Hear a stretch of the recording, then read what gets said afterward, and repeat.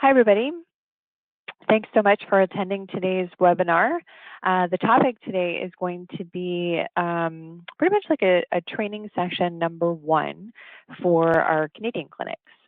And so this webinar is basically me taking you through an introduction to the software and how to get things all set up as if you were a brand new client with Practice Perfect. This is basically a session number 1 that I would take a brand new clinic through. So an intro on the left-hand side, this is called your operations drop-down bar here on the left-hand side.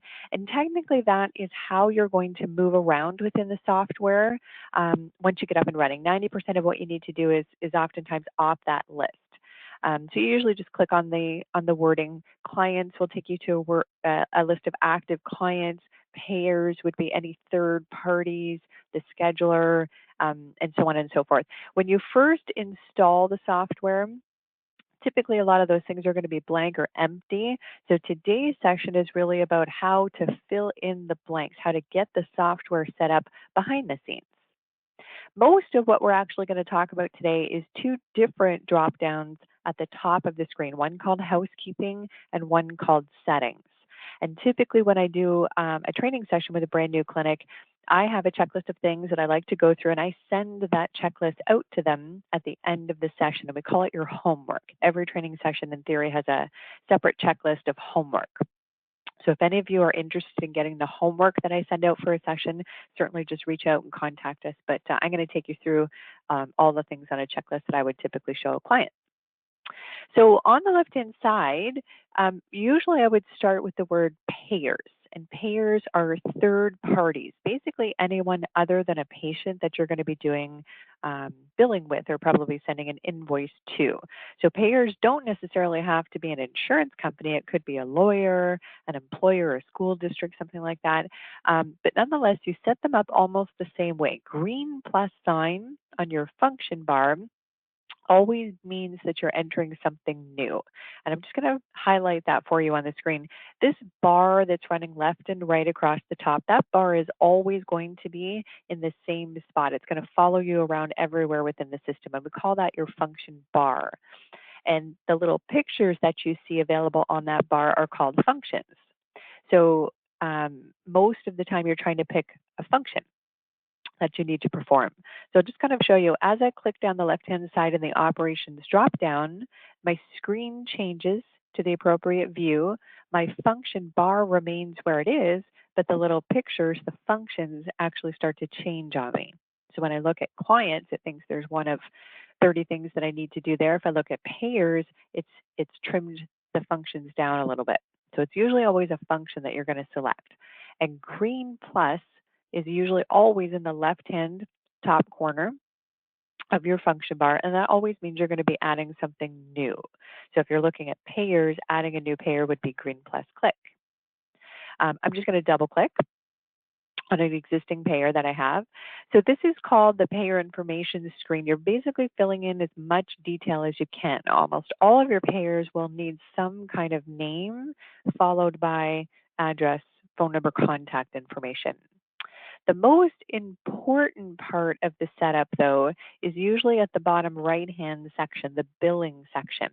And that's what tells our software how this insurance company should act, how this payer should act within the system, and what is the type of invoice that you need to submit, or what does it have to look like. So the kind of insurance, you'll select something from this list. It in theory has to be one of 4 things. It's going to be, in Canada, it'll be an extended healthcare insurance company, a motor vehicle insurance company, other, which might be government, lawyers, employers, school districts, or workers' comp. And then based on your selection from there, it's what type of submission, what does the invoice need to look like? And this might depend on your province.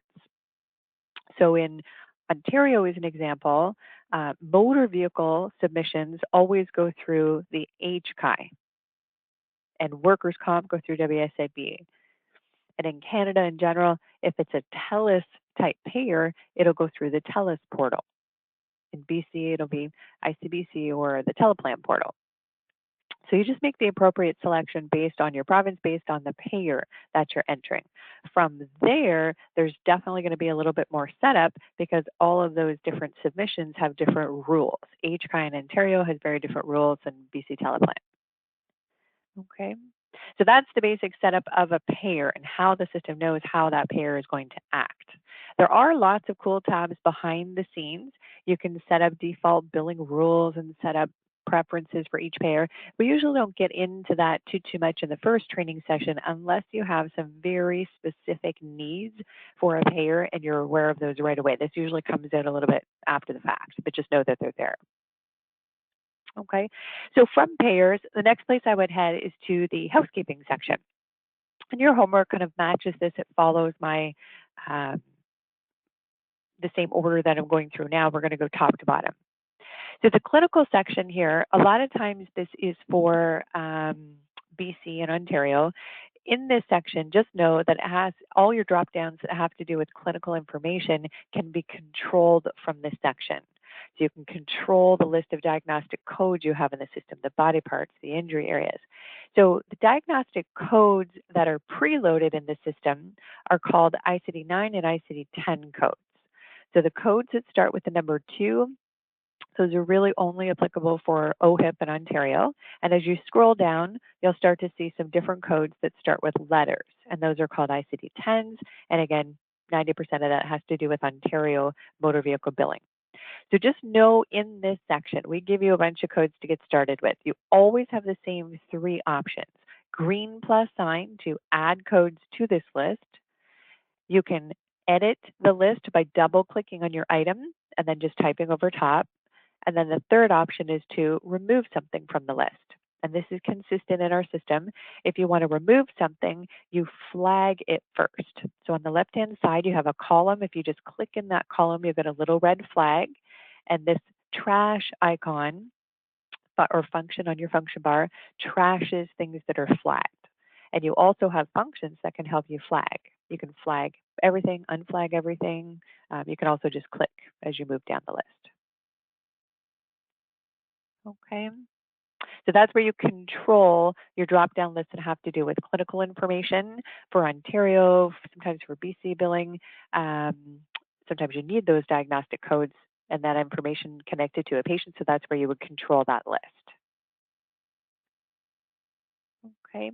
The next section would be contacts, and there's 3 kind of major things that you set up on this list. Feel free to go through the rest of the list as well, but in training with a new clinic, there's 3 things that I would focus on. So offices, providers, and divisions.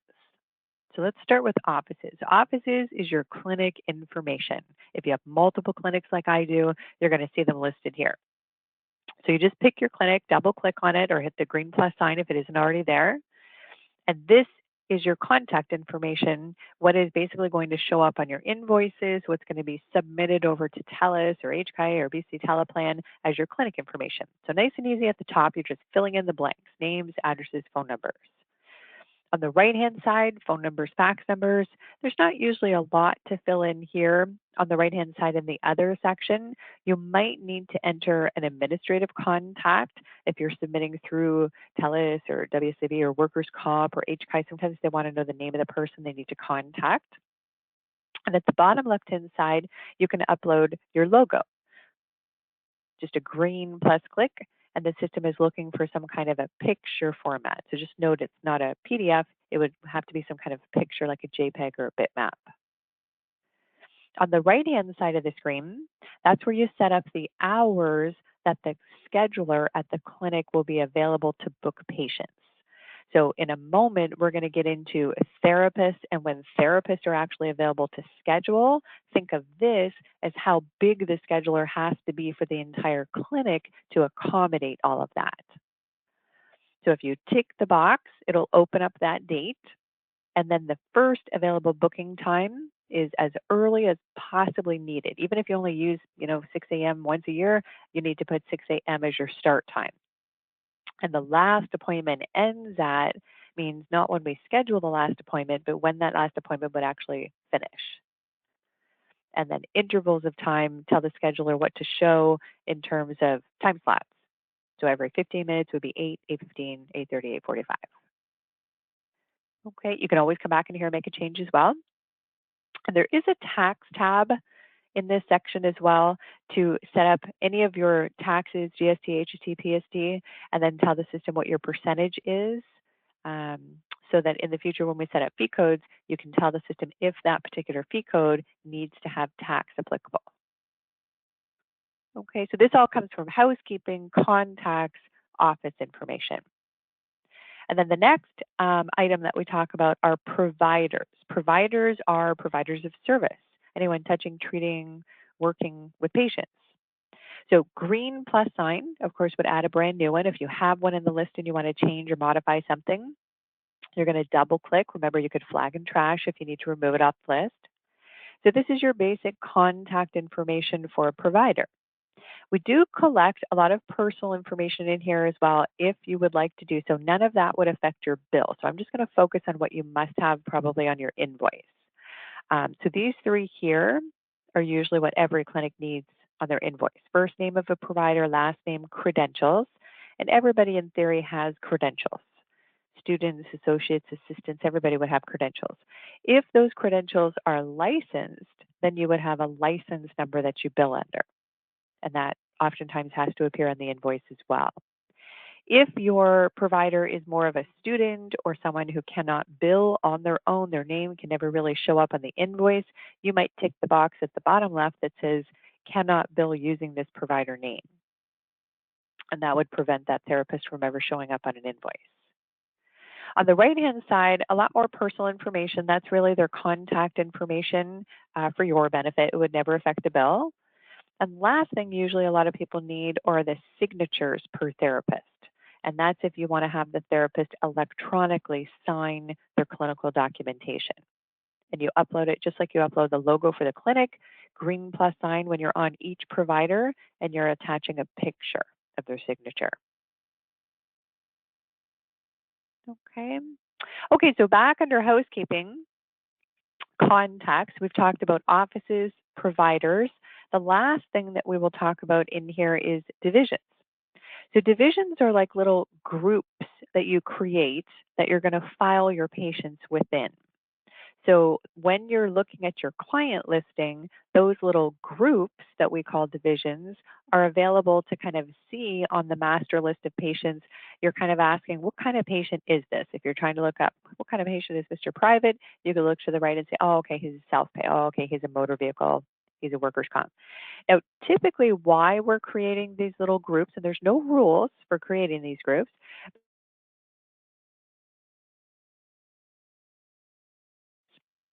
is because you're going to be either reporting on these different groups.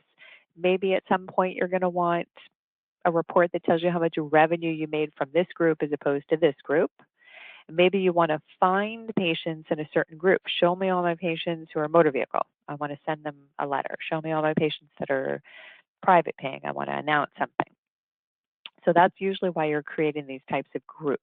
You may even decide that these groups are going to be color coded when you start booking appointments. All your motor vehicles are going to be red, all your privates are going to be green, something like that. So that's kind of the first step, is creating these little groups. I said a moment ago there's no rules. The only rule I would say that there are, if you're going to use them, then every patient needs to be in them. You don't want to have some in a group, some in not a group. So you want to create enough of these divisions that every single patient you enter could fall into or be attached to one of these divisions. Okay, same rules apply in here. Green plus sign is how you add, a double click is how you modify, and a flag and a trash is how you remove. Okay. Okay, so back under housekeeping, the next big section that I usually talk about next is the financial section. This is setting up all of your financial information. My list starts at the bottom here and works our way up. So we're going to start with payments and adjustments. And remember, I'm in housekeeping, financial, payments and adjustments. The system will come preloaded with a few different options for you. Basically, this is the list you're going to see every time you record a payment in the software. So you want to have whatever you would accept in terms of a form of payment. A lot of clinics will add gift card, American Express, Discover card, scholarship, those types of things. Those are forms of payment that they would accept.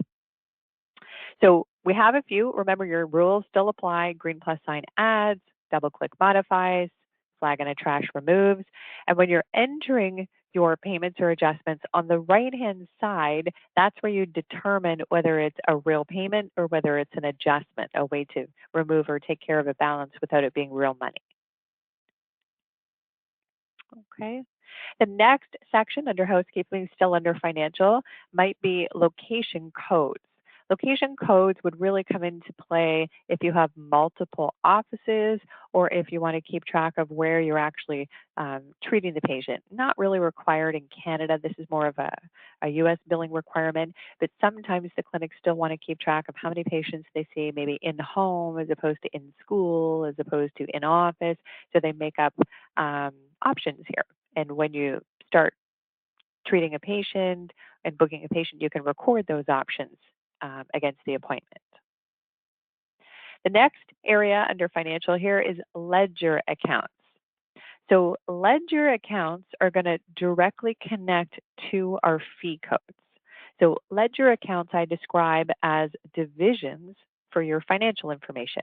So we just talked about divisions for your patients, those little groups that you make up for your patients. This is like little groups that you make up for financials. So in this section, you're pretty much trying to decide how you want your reports to run at the end of the month. When you get a report at the end of the month, a financial report that maybe tells you how much revenue you produced this month, you made $5,000 this month, you might want that broken down. How much of that was treatment? How much of that was things that I sold? How much of that was cancellations and no-show fees? So these are the types of categories a lot of clinics will make up. Some clinics do it by discipline. I want to know how much of my revenue is physiotherapy as opposed to speech therapy, as opposed to occupational therapy. So you basically just make up a short form code name, a full description, and on the right-hand side, if you're going to be charging for services in that category, it would be a revenue account to you. And all of the items you create on this list that you created as a revenue account, they will connect in our next step now to our fee codes. So housekeeping, financial, fee codes is like the last step of setting up all the financials. All your ledgers that you just set up, those groups of financials, now connect to each of your fee codes. So under fee codes, you're starting to enter all the services and goods that you're going to be providing to patients and selling. Green plus sign is how you get started. Remember, a double click will edit, flag and a trash will remove. And you basically come up with a short form name and then a full description. The description likely is more public. That's usually what the patient is going to see on their invoice or their statement. The code name tends to be strictly internal, unless you tell the system to put that information on the invoice as well, but it's meant for internal information. It only has to make sense to you. The connection to your ledger is now in the drop-down list. So all your fee codes connect to one of your ledgers. You're saying which category, which division of financials do you want it to connect to? And then you do it again in something called a fee type. What type of code is this for you? Is it more of a treatment type code, an assessment type code, other item? You just tell the system what you want it to count as. Typically, all of your fee codes have something called defaults. Treatments and assessments always have at least two defaults, and that would be time, your default duration, and your default visit. And that basically tells the system what it should assume is happening until you tell it otherwise. So default duration usually means how long do you normally book the appointment if you're booking it for this particular fee code. And visits means how many appointments does this actually count as with your patient? How many visits is this with your patient? So 95% of the time, it's one visit. All treatments and assessments are usually one visit with your patient with a time.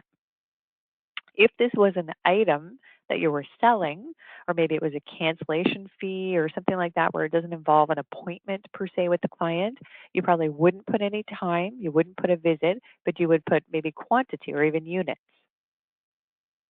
On the right-hand side is how you would like to charge for that fee code, and you have 5 options. For private pay patients, there's pretty much no rules. You can charge any which way that you want. Charge it by the hour, flat fee it, so it never goes up, never goes down. But for motor vehicle, TELUS, workers' comp, they get pretty particular in terms of how much you can actually charge and how you're charging.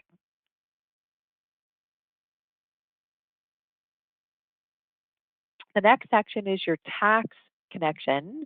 So you can see I have both of my clinics here. I have GST, HST, and PST available. So I'm telling the system for this particular code, for this particular location of mine, I want to charge these appropriate taxes. So it will take the amount that you're charging above, which is prior to tax, and it will add the taxes that you've indicated below.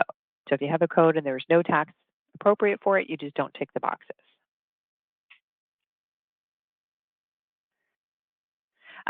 The next few little tick boxes that you have on your fee codes, we're not going to get into all of these, but I'll just kind of show a couple of them. This particular one here, progress note required. What that means is if you use this code to charge a patient, the system should remind you that you need to do a clinical note for that patient. So if you're going to use the clinical documentation component of Practice Perfect, most of the time you will tick that box. You will want that box ticked on all your treatments and assessments. Maybe not even assessments. You might just want it on treatments because you might actually do an eval or a consult as a different type of note on your patient for assessments. The tick box on the left-hand side that says fee chargeable to client only. What that does is it forces the fee to only ever charge a patient directly, even if they have insurance coverage. So a good example of that might be a cancellation or no-show fee. That type of fee would never go to the insurance company, even if they had insurance coverage. So you would tick that box to say, force this code to only ever charge a patient if I ever use it. Okay, so in this section, I'm just going to hit the little icon on my function bar here, the little function that says list, and that takes me to a list of all my fee codes. In this list, eventually, you want all the things that you're charging patients and insurance companies for, all your treatments, assessments, goods, services, everything in theory should have a price. Okay, so that's usually one of the big things you do for a setup. The next section we talk about is the scheduler. How do you now get the therapist into the scheduler with available hours that they want to be available to take a patient? So under the scheduler section, we call that scheduled providers. You're now taking the providers that you entered earlier and you're going to add them here under scheduled providers. Make sure you're on the right location on the right-hand side if you have multiple locations. Green plus sign will add you a new provider to your scheduler. Otherwise, you can double click on an existing one. And you just start at the top and work your way down. Minimum appointment duration means if you book an appointment and you forget to tell the system what you're booking the appointment for, how long should it book you? And then you can always manipulate it on the fly. Maximum occupancy means how many things can you book in one time slot in your scheduler. So whether that be 2 patients, maybe you're going to book a lunch and a patient, how many things will you allow the scheduler to enter in one time slot? And then you can tell the system based on that number. That is not really a gray area. So the system will block you out based on this number. You'll have to come back to this area to increase that number if you actually want your therapist to book 2 or 3 things at a time. And then below, all the days of the week that your therapist is available, you put the start time and you put the end time. Okay, there is a second tab in the background. We call that a special shift tab, and that's to accommodate something that's outside of the norm. So let's say our therapist works every day 8 to 4, but next week he's going to be working 10 to 8. Green plus sign to add a new special shift, and I can enter a date or a date range with my new time that I want my therapist to be available or even unavailable. Okay. So entering therapist providers into the scheduled provider area we'll get them into the scheduler once we get there in a second on the left-hand side. That's what'll put a column for that therapist into the scheduler. And then usually the time that you see as a grayed out time means that that's prior to their start time. And at the end, you might see grayed out time at the end of the scheduler, and that means they're leaving or not available to book within that time as well. Okay. The last thing I just want to show you really quickly before we actually move closer to the scheduler is under housekeeping, the security section. Now, when you first start with Practice Perfect, I typically don't get into the security because you're just learning the software, trying to figure out what it can actually do so that you can make a list of things you don't want other people to be able to do, or you want to restrict certain people from being able to do that in the system. So that's all up to you, and you have full control over it under the security section. And there's two things in here called users and roles. So users are the individual usernames and passwords that every single user would have. You control that. You create usernames and passwords for everybody. A role is like a restriction that you assign to a bunch of usernames and passwords. So in my example here, I've created a student role, and in that role, I've gone through all the tabs across the top, which are all the functions that you can provide or perform within the system. So I've decided one by one, can this person see the list called body parts? And if they can they delete it? Can they edit it? Can they add it? Can they not even see it? And then I go down the list. Can they not do this? Can they not do that? And I go through all the tabs and I decide what reports can they run? What settings can they change, if any? What functions can they perform? And my role ends up being the restriction. So all my restriction is on that role called student. And then I take that role and I go back to my individual usernames and passwords and I set up a restriction by assigning the role to that username and password. And then the next time that person logs in, the role is deciding what that username and password can do. And you can assign many people as you want to a role. Okay, so that's where you control your security in a nutshell. Okay, so now we're going to move over to the settings tab. There's a few things that I do point out in our first training session together, some customization that you can do within the system. So the first thing I show is customizing your invoices. And there's two basic types of invoices. There's client invoices, things that go directly to a patient, and then there's payer invoices. Now, the payer invoices here would be outside of the direct submission. So outside of HCI, outside of TELUS, BC Teleplan, because they all have their own very specific rules. This would affect a payer that you were sending maybe a piece of paper invoice to, like a lawyer or an employer. So for payer invoices, usually you want to type some kind of custom message. Maybe your message is where to make the check payable to, thanks for choosing our services, that kind of thing. And then the bottom section has a bunch of tick boxes, and that's just extra information that we can put and include on your invoices as well. Some clinics want the patient's birth date as an identifier. Some of them want their referring physician. Maybe the actual diagnostic codes and policies and claim numbers, they want all those on their invoices. So you just tick the appropriate boxes. Same kind of concept for your patient, your client invoices here. It's just the information is a little bit different. The message that you say is probably some information about your cancellation policy, maybe your website, and then you do have the same tick boxes below, but sometimes you want different information when it goes to a client as opposed to a payer. Okay, so just know that you control the content of your invoices basically under settings, and then customize your invoice format. Okay, the next section for customization that I focus on is customizing the schedule. Customize schedule, the second tab here called color schemes, is where you can define what different colors are going to represent when you start booking appointments.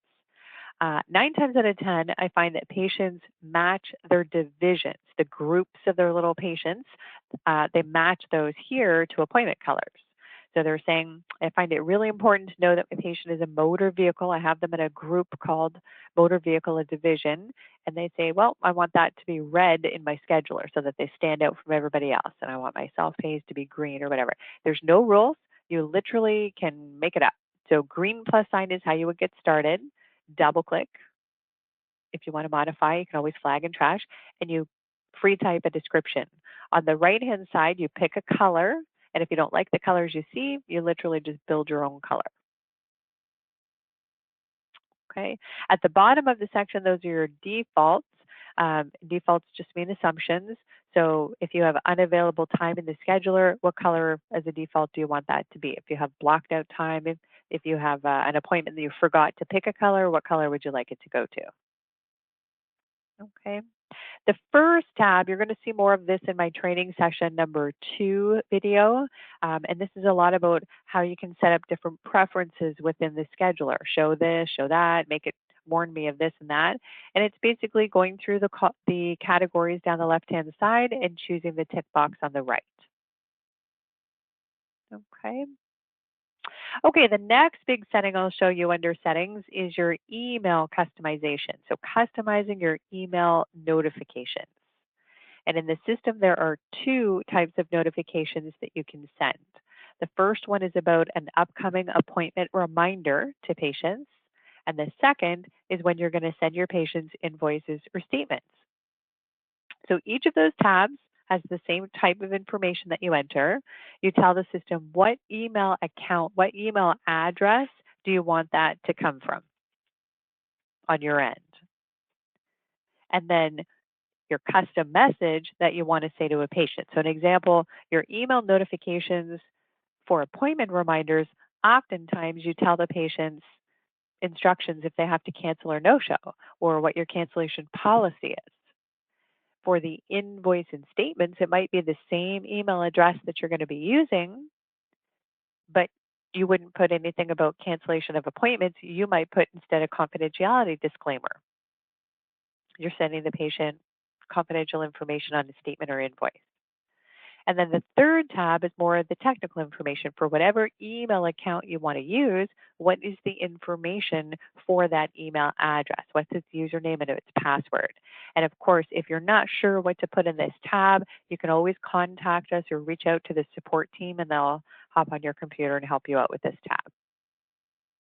So this particular setting just sets up the ability to be able to send those 2 types of email notifications to clients. It doesn't actually send anything at that point. It's just setting up the ability to send.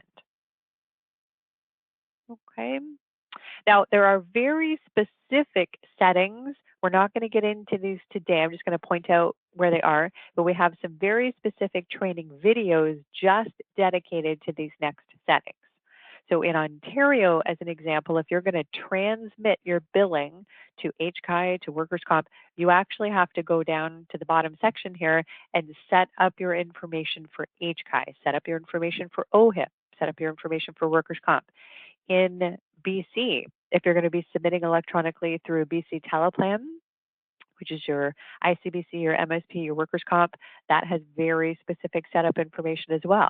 Everybody in Canada who's submitting through the TELUS portal, the TELUS payers like Sun Life and Great West Life, you're going to have very specific TELUS information to set up. And we have some very specific videos on each of those and what you need to enter in there. Just know that this is where that information comes from.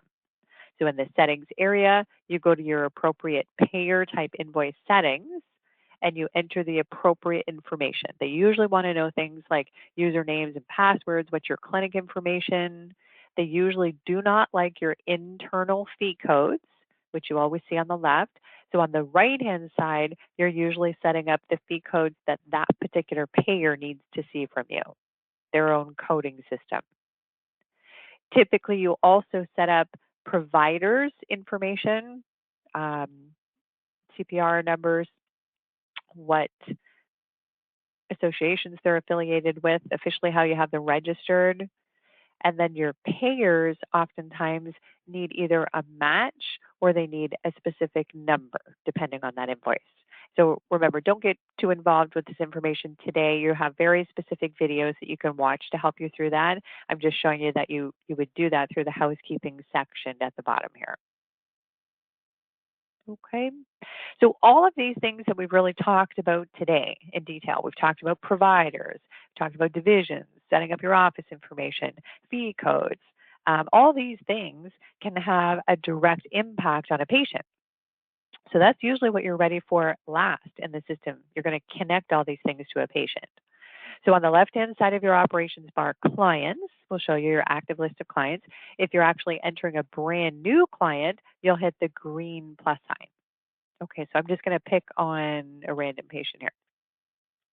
So the first tab in a patient, and we call this, by the way, the client profile. When you're looking at all the tabs of information here across the top, we call that the profile of your client. And we're just trying to fill in as much information as you can typically in the profile. So the first tab, called your client information tab, this is for all types of clients. It really doesn't matter if they're private pay, motor vehicle, workers' comp. Everybody would have this type of information: names, addresses, phone numbers, that kind of thing. Now, I'll point out two kind of things in this particular tab. The other field tab here for other phone number, that is required if you're going to be using the add-on service called Wired Client. A Wired Client is this little blue bubble here up on your function bar. And that would text your patients all kinds of cool reminders about follow-up appointment reminders, happy birthdays, that kind of things. It's a texting system to keep informed and to keep in touch with your client. So if you're going to use that, you would need the other phone number field. And then the second thing that you'll need on a patient is the email address information. And that's if you're going to be using the email reminders to your patients, obviously. So if you're going to send email appointment reminders for appointments, copies of their invoices or statements, it'll use whatever email address you have here. Okay. Next tab over, demographic type information. There's tons of cool stuff that you could enter here. You could actually put a picture of your patient that follows them around on the left-hand side. File numbers, you can have the system automatically generate a file number. You could put a file number in there manually if you want as well. Gender, birth date, I would say, is pretty mandatory. All payers will need that type of information to identify your client typically. And in the system, we can give you statistic results as well based on that. If you are an OHIP clinic, you'll have healthcare numbers, but everything else is pretty much optional. Good information in here, but a lot of it wouldn't affect your actual bill. There is an option for your patient as well to do web booking, and that's called the client portal. So eventually when you set your patients up on the web portal, if you allow them to have their own username and password to book their own appointments and check their own appointments, this is where you would enter that information or look at that information. Next tab over is the payment information tab, not required at all, but if your client wants to sign a consent, give you a credit card number to store on file, this is where you would do that. So two major kind of options here. You could manually not be connected with any kind of integrated credit card processor with Practice Perfect, like have your own on its side, and you could manually take the credit card number for your patient and record it in here, and then use that number to enter payments in the future. Just keep in mind, if you are going to manually enter it, the number is available for everyone to see in this tab. So you would want to restrict this tab probably to certain usernames and passwords. Your second option, which is an integrated credit card processor, it's called XCharge. It's an affiliate company that we work with. They would send you a credit card processor, but it would be integrated with Practice Perfect so that when you swipe the card from your patient, it would record the card number here, but it would be encrypted. It would be a number that doesn't make sense to anyone, so no one would actually be able to see the actual number. Okay. Guardian tab, usually this is for underage kiddies. You say yes, there's a guardian involved. You could tick the box. It'll steal as much information as it can from the first tab, and then you can just fill in the blanks. And if you do have guardian details, it will always show up at the top of the screen under a patient's name so that you know who you're talking to. And typically what that'll do on the invoice is it'll issue the invoice to the guardian on behalf of the patient. contacts is just more phone numbers, extra phone numbers that you don't have room for elsewhere. You would just add them in as extra contacts here. And then the incident tab. So in our system, we never have to enter the profile of your patient more than once. They're only in the system with one name, address, phone number. An incident is like a case or an episode of care. It's why you're currently treating the patient. So typically, a patient always has at least one incident. And I'm going to set up my example here that he's going to be a private paying patient. So I might describe that as my private incident, and I might see him for the next 6 months under that one incident. Then maybe I discharge him, he goes back to work, everything's fine, and then he comes back 6 months later. I would create him a different incident at that time. It is also possible to have two concurrent incidents happening. An example might be patient was involved in a motor vehicle accident for his whiplash injury, and you're seeing him on Mondays and Wednesdays for that claim, and the insurance is paying for that claim separately. But meanwhile, privately, he was playing racquetball and he hurt his elbow, and when he sees you for that particular injury, he's going to pay out of pocket. So that might be two separate incidents happening at the same time, one private, one motor vehicle. Okay, so that would be what a list of incidents are. For each incident, you describe it, you connect them to a primary therapist. One of your therapists you're saying is in charge of this file. It will not restrict you from booking with other therapists. And the cause of injury, you really only have to answer this if it is motor vehicle or workers' comp. On the top right-hand side, is there a referring physician?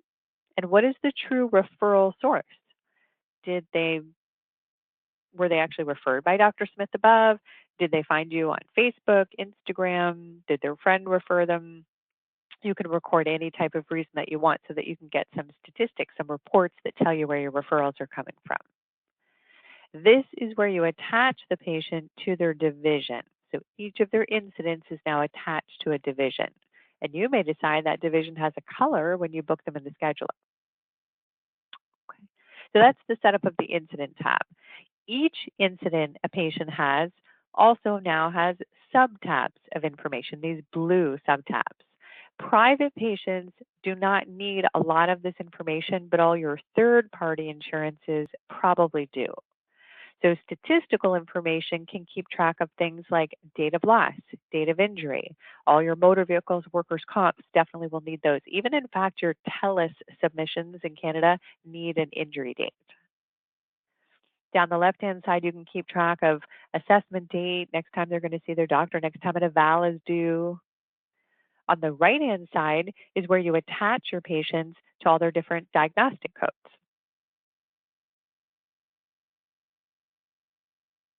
The most important tab I'll describe in these subtabs is probably the billing rules. That really is what the tab is called. It's the rules for billing your patient.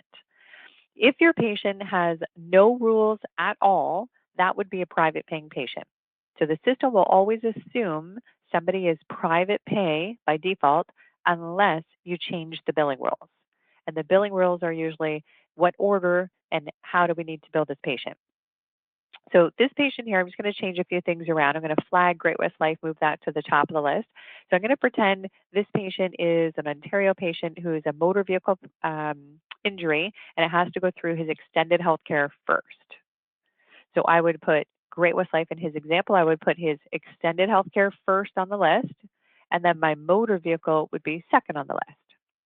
If I had a patient, they were a motor vehicle injury, they did not have any extended health care, then I wouldn't have two insurance companies here. I would just have the one. And that might be my motor vehicle or extended health care. If that insurance company has restrictions, that's what the bottom section is for.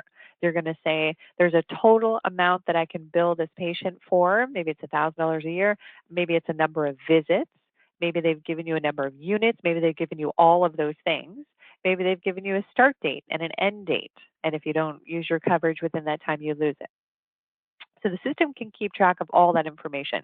And when you enter those details, the system will track that information for you at the top of the screen. So it should always tell you the name of the insurance company or insurance companies that are covering for this patient in the order that you're billing them, how much coverage they currently have left. And that can be dates, dollar figures, visit counts, unit counts, and that's decreasing all the time at the top of the screen. Every time you treat the patient and record a service, it'll decrease those numbers available. If your patient has a billing rule with restrictions, then there's oftentimes an action that you need to perform. The system will say, well, what do you want me to do when we run out of funding? What do you want me to do when we hit $1,000? Then what? So your action is one of three things. Charge the next payer means move on to the next payer in line. If there are no other payers in the billing rule to bill, it'll automatically assume it should start billing the patient. Continue charging this payer means you still want it to keep billing that same insurance company. You're aware that you're out of coverage, you only have $1,000, but maybe on the side you're going to be able to submit a request for an extension. So you're saying keep billing that same insurance company anyways. The third option is no further charges. Don't let me treat them, don't let me book them, there is no funding, don't let me charge any more than what I have covered for this patient. Okay, so that's in general the billing rule of the patient. That's what tells the system where it should be billing, if there's a limitation, should it be keeping track of anything. And then if they have billing rules, they usually have policy and claim information. Each of the insurance companies is different in terms of what they call their numbers. Usually extended healthcare insurance companies have things like ID numbers, group and policy numbers. Motor vehicles, workers' comp tend to have claim numbers, sometimes also policy numbers, and they have adjusters or claims managers that you're working with as well. And then depending on who the policy holder is for that insurance company, that's the information that you would enter here on the right. And if you enter guardian, it would just steal the information you have from the guardian tab. If you enter spouse or other, you're probably going to fill in that information manually.